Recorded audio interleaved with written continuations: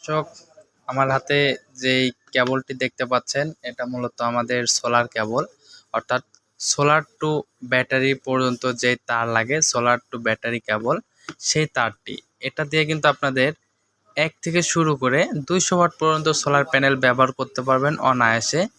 এটি আমরা স্বাভাবিকভাবে 200 ওয়াট পর্যন্ত সোলার প্যানেল ব্যবহার করতে পারবো খুব সুন্দরভাবে, এবং লোড ক্যাপাসিটিও কিন্তু এটা গ্রহণ করতে পারবে।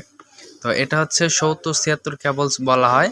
এটা কিন্তু আমাদের দেখা যাচ্ছে অনেক মোটা, এবং এটা উপরে যে রাবারটা দেখতে পাচ্ছেন সাদা, এটা হচ্ছে রাবার এবং ফায়ার প্রুফ প্লাস। এবং এটা হচ্ছে আমাদের এই যে উপরে যে সলিউশনটা দেখতে পাচ্ছেন এটা হচ্ছে রাবার, আর ভিতরে কিন্তু আরও লাল এবং কালো দেখা যাচ্ছে। এই দুইটা হচ্ছে কেবল যে ওয়্যার যেই আমাদের সলিউশন আসে সেই সলিউশন, এবং সলিউশনের মধ্যে কিন্তু আমাদের ফায়ার প্রুফ আছে, প্লাস হচ্ছে আমাদের উপরে যেই কেবলগুলো দেখতে পাচ্ছেন 70টি করে গেজ আছে এটাতে, সেই কারণে 70-76 অথবা 2.0 সোলার কেবল বা রাউন্ড